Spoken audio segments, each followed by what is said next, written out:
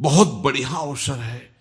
मंत्र न चले नाम चला लो, नाम न चले तो चतुरासी जी गुनगुनाने लगो। बिल्कुल अवसर मत दो। जैसे दुश्मन नीचे गिर पड़ा है, आप ऊपर चढ़े हो, अब उसको ऊपर आने का अवसर मत दो।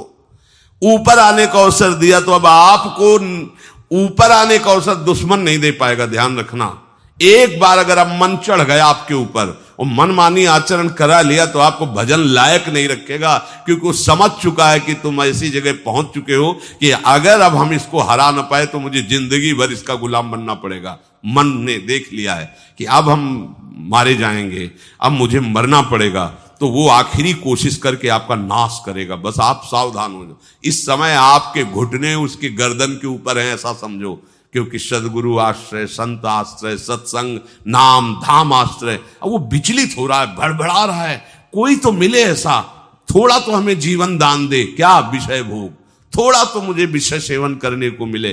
चूक कर दी तो फिर गिरा देगा। परमहंस श्री ओंकारानंद सरस्वती जी ले जब बिल्कुल नई अवस्था में सामने उनके गए तो उनका, अच्छा बच्चा, बड़े भाग्यशाली हो, वैराग्य मार्ग में आए हो, पर ध्यान रखना, एक सांप को जब बंदर पकड़ता है तो बोले ऐसे ऐसे जड़ में रगड़ता है, फिर देखता, सू तो नहीं बोला, फिर रगड़ता है, और वो मरने पर भी रगड़ता ही रहता है कि कहीं इसमें जान न। बोले बस ऐसे ही साधु को, साधक को, उपासक को अपने मन को रगड़ना है। राधा वल्लभ सिंह हरिवंश, राधा वल्लभ सिंह हरिवंश, राधा वल्लभ सिंह हरिवंश। अगर सू बोलने का मतलब अगर थोड़ा भी विषय स्फुरण रह गया है तो अभी रगड़ते रहो, राधा वल्लभ सिंह हरिवंश। फिर सच्ची कहते भजन करना नहीं पड़ता। जैसे भजन थोड़ी करना पड़ता है ही नहीं भजन, किसी और कुछ क्या करें, कुछ है ही नहीं यंत्रों में, वो स्फूर्त केवल वही। अब उसको भजन थोड़ी करना है, रह ही नहीं गया, कुछ करना ही नहीं रह गया है। हंस रहे, खेल रहे, बात कर रहे, खा रहे, पी रहे, चल रहे, ठाड़े बैठे परे उताना, कबीर काहे हम राय ठिकाना। हर समय पर वो स्थिति प्राप्त करने के लिए निरंतर अभ्यास की आवश्यकता है। श्री भगवान कह रहे हैं कि परमम पुरुषम दिव्यम याति पार्थानुचिंतयेत। जो मेरा सदैव चिंतन करता रहता है, दिव्य परम पुरुष का साक्षात्कार उसको अपने चित्त में ही हो जाता है। चित्त स्थान भगवान वासुदेव का है। शरीर छोड़ने के बाद नहीं, शरीर रहते ही ऐसी आनंद की वृत्ति उदय होती है। अब उनके लिए शब्द ही नहीं तो क्या वर्णन करें। ऐसी आनंद की उसी आनंद में वो आनंद समुद्र प्रभु प्रकाशित होने लगते हैं। पर उस आनंद में जहां आपका थोड़ा प्रवेश होता है, आप उलझ करके विषय की तरफ चले जाते हैं। ध्यान देना हमारी इस बात को, यह अनुभवगम्य बात कहते हैं। जब आपको भजन का थोड़ा आनंद मिलेगा तो आप थोड़ा निश्चिंत जैसे होते हैं, उसी समय मन आपको विषयों में फंसा देगा। जब आपको भजन का अभ्यास बढ़ने लगे, आनंद मिलने लगे, तो आपको उदासीनता बढ़ानी है, हंसना नहीं है, लोगों से मिलना नहीं, खेलना नहीं है, क्योंकि इस समय चढ़ाई का है। आनंद स्फुरित होने लगा, बचाओ, बिल्कुल आसपास से सुरक्षित हो जाओ। वो आनंद ही आपको ऊपर ऐसी स्थिति में ला देगा जहां ये विषय नहीं ले जाएंगे। भगवान कह रहे परमम पुरुषम दिव्यम याति पार्थानुचिंतयन्।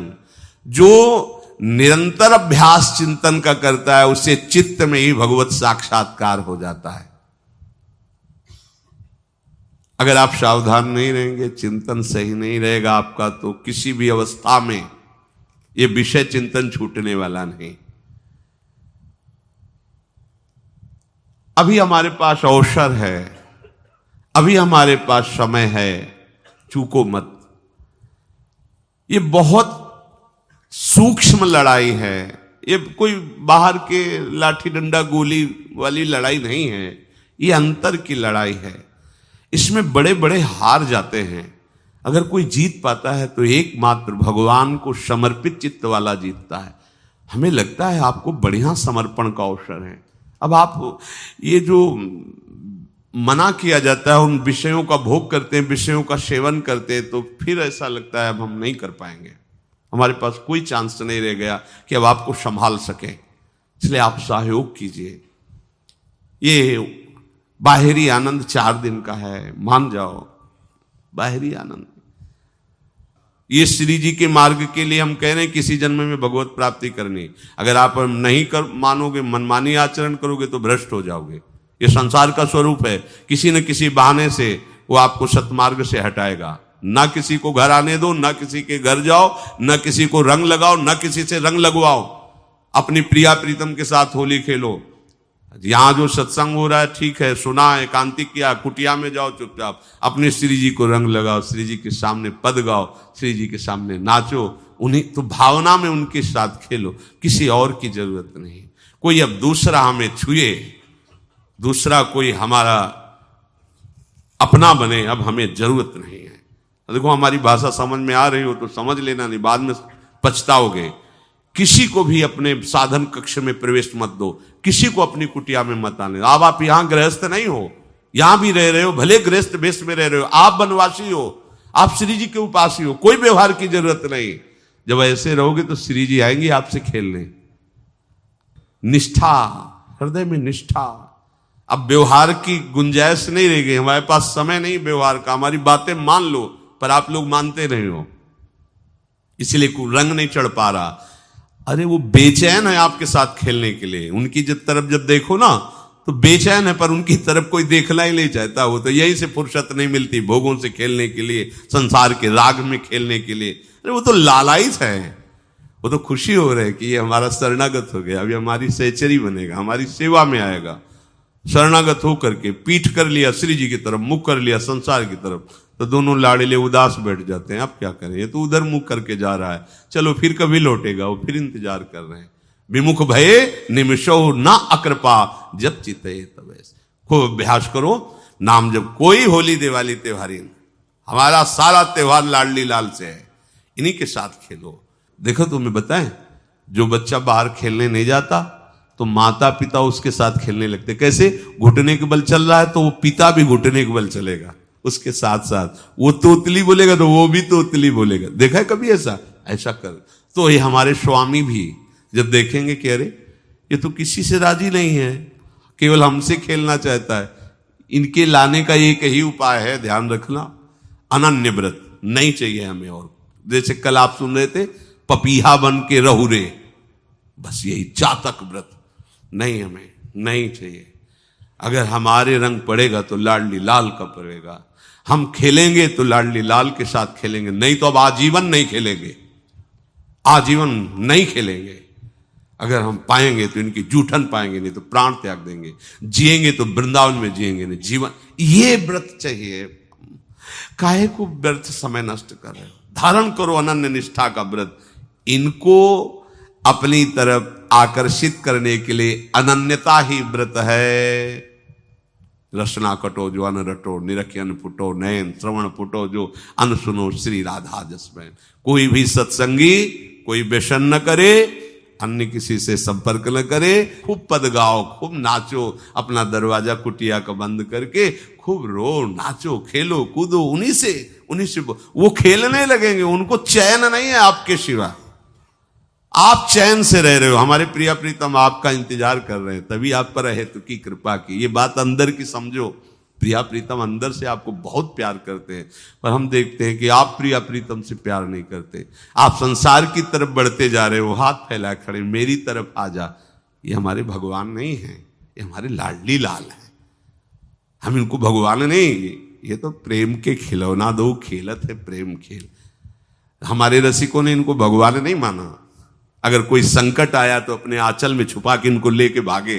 ये नहीं सोचा कि अखिल लोक ब्रह्मांडों का ईश्वर, इसको छुपा के भागने की क्या जरूरत है। चाहे बिहारी जी को, चाहे राधा वल्लभ लाल को, जब कभी कोई ऐसा भय आया है तो ऐसा नहीं सोचा कि भगवान रक्षा करेंगे, नहीं, इनकी रक्षा हमें करनी है। इनको छुपा करके, कभी काम वन में राधा वल्लभ लाल को, कभी बिहार वन में से बिहारी जी महाराज, छुपा छुपा के अपने अपने ठाकुरों। तो हमारे ये लाडले हैं, प्यारे हैं, इन्हीं के साथ खेलना है, इन्हीं में रहना है, अब इन्हीं के पास रहना है, इन्हीं में रहना है।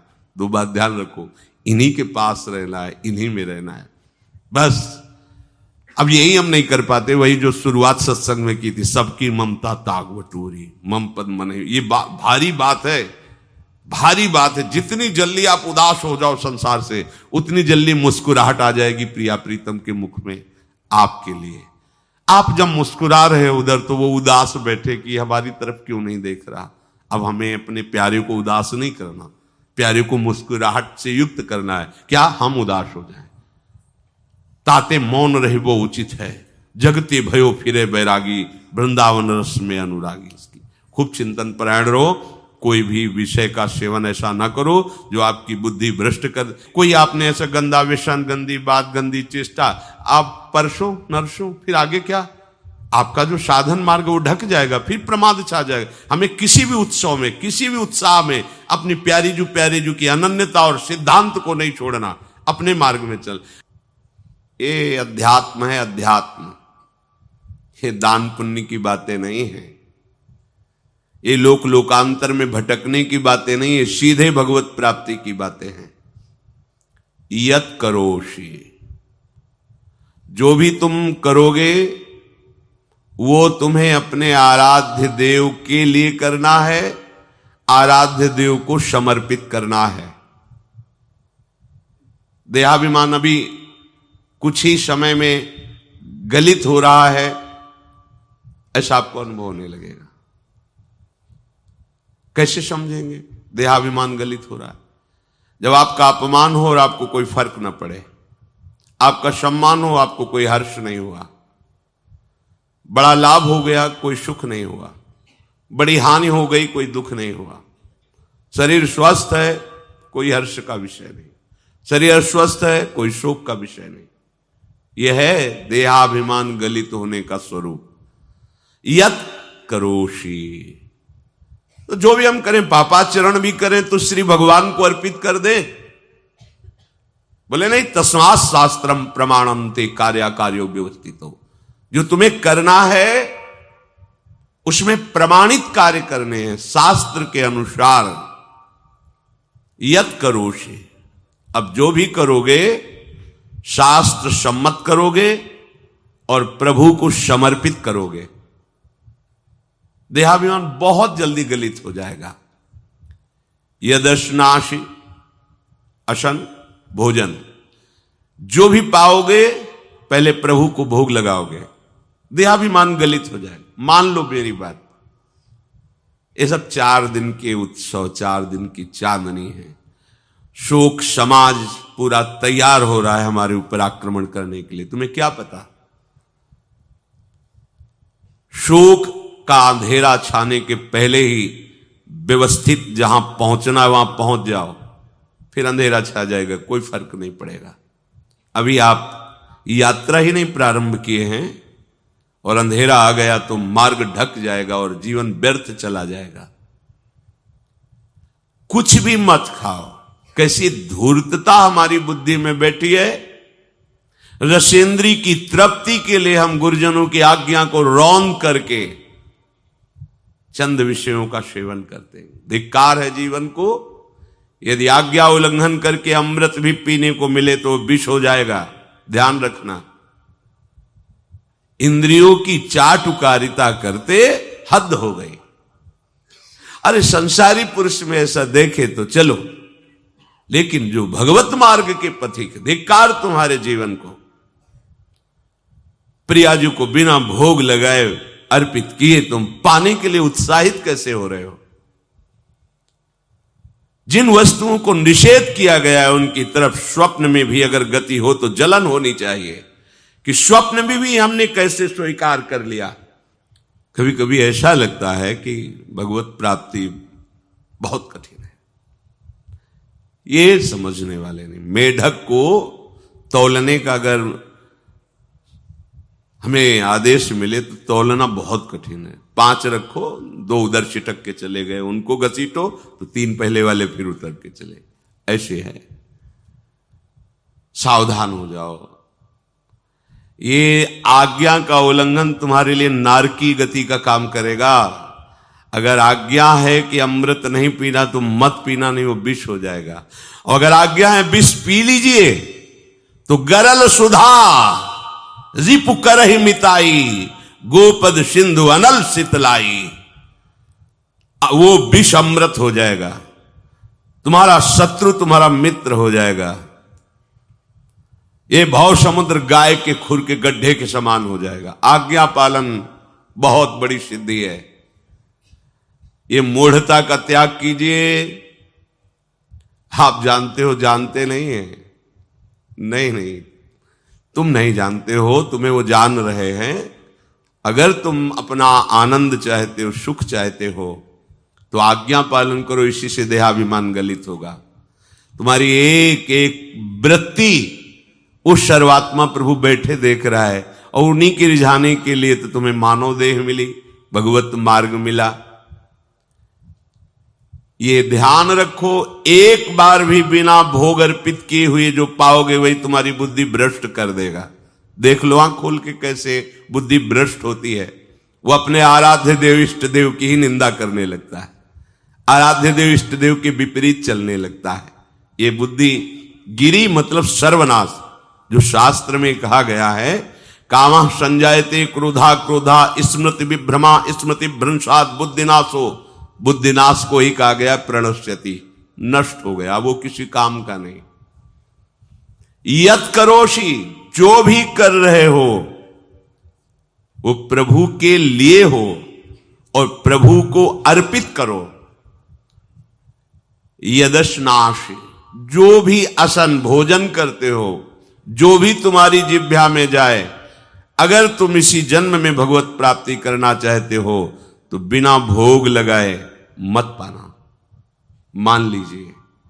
फिर कह रहे यज्जुहोषि, जो भी तुम हवन का तात्पर्य होता है भागवतिक कार्य करते हो, वो प्रभु को अर्पित कर दो, बड़ा सुख मिलेगा।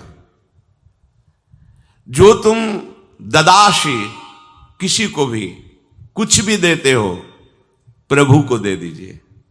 देने के पहले उसमें भाव कीजिए, राधा वल्लभ लाल इसके हृदय मंदिर में बैठे हैं। अब भोजन जल वस्त्र जो भी आपको उसको दिया तो उस व्यक्ति को नहीं दिया, सीधे ठाकुर जी को दिया, राधा वल्लभ लाल को दिया। यत् तपस्यासी, जो भी तुम तपस्या कर रहे हो, काम वेग को सह रहे हो, क्रोध को सह रहे हो, गर्मी सर्दी सह रहे हो, अनुकूलता प्रतिकूलता सह रहे हो, ये भी प्रभु को अर्पित कर दो। भगवान आदेश कह रहे हैं तत्कुरुष्व मदर्पणम। ये सब मेरे को अर्पित करने का मतलब मेरी पूर्ति नहीं हो जाएगी, तेरी पूर्ति हो जाएगी। भला ये सब नदियां समुद्र में गिरना बंद कर दें तो समुद्र घट जाएगा क्या? यद्यपि समुद्र प्राकृतिक है, चिदानंद नहीं। भगवान तो चिदानंद समुद्र है। कोई भी नदी चाहे बाढ़ युक्त जाके गिरे या गिरना बंद कर, समुद्र में कोई फर्क नहीं पड़ता। इसीलिए सेवक जी ने कहा है, मांगो मन मनुष्य दासी अपनी कर, पूर्ण काम सदा हृदयम। हे पूर्ण काम प्रभु, यद्यपि आपको मेरी जरूरत नहीं है, पर मैं अपने लिए मांग रहा हूं कि अपनी दासी बना लीजिए। मद भक्तो मईश्वरे सर्वज्ञे परम गुरु वासुदेवे समर्पित सर्वात्म भावः यत् पश्यति शृणोति स्पृशति वा सर्वमेव भगवान वासुदेवः इत्येवं गृहाविष्ट बुद्धिर मद भक्तः सन एतत् यथोक्तम सम्यक दर्शनम विज्ञाय मद भावाय मम भावो मद भावः परमात्म भावस्तस्मै परमात्म भावो योपपद्यते युज्यते घटते मोक्षम गच्छति। वेद कहता है, भगवान की वाणी, मद भक्तो, जो मेरा भक्त हो गया है।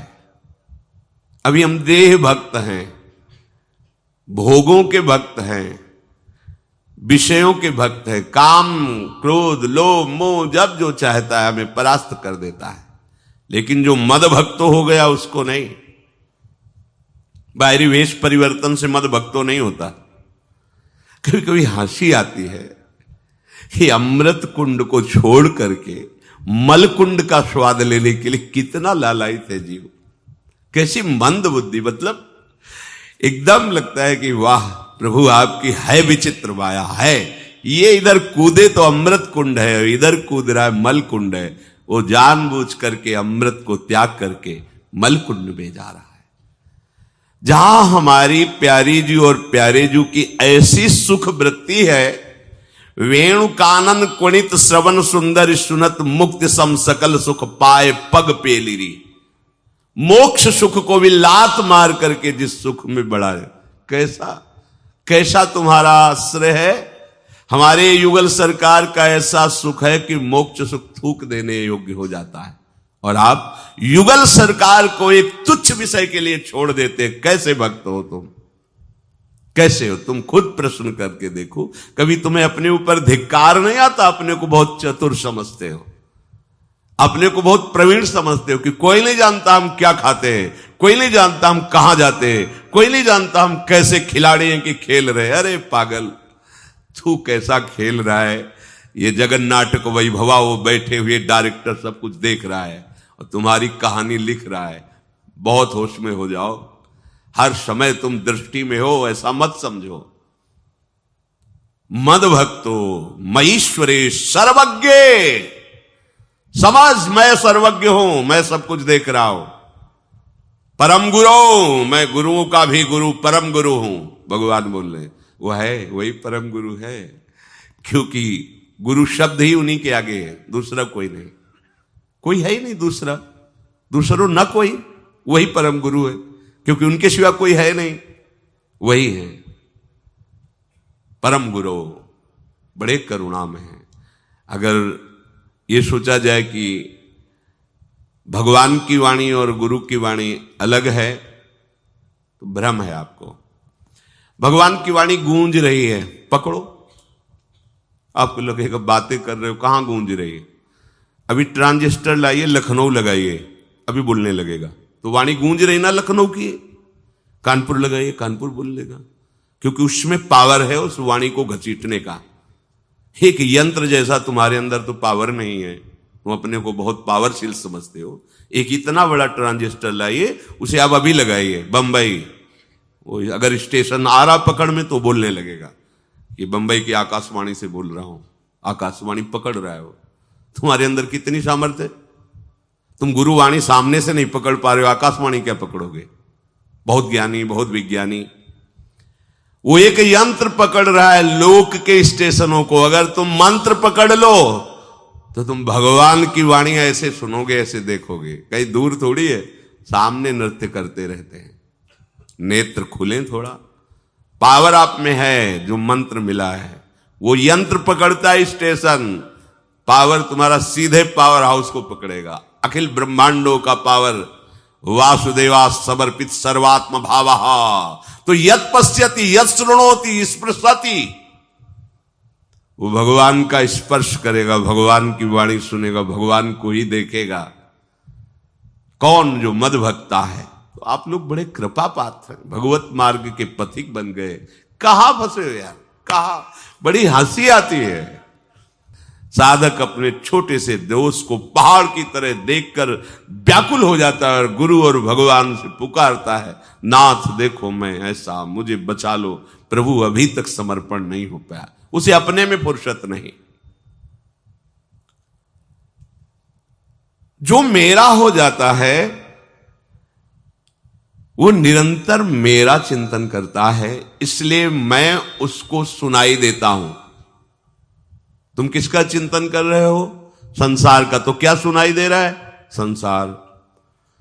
तुम किसको देखना चाहते हो? संसार को। तो क्या दिखाई दे रहा है? स्त्री पुरुष दोष गुण। भगवान कह रहे मद भक्तो, जो मेरा भक्त है वो यत् पश्यति शृणोति स्पृशति। प्रभु स्पर्श में आते, केवल देखने में नहीं आते। क्या भगवान को ध्यान में देख लिया? ऐसा नहीं। जैसे आप गले लगते ऐसे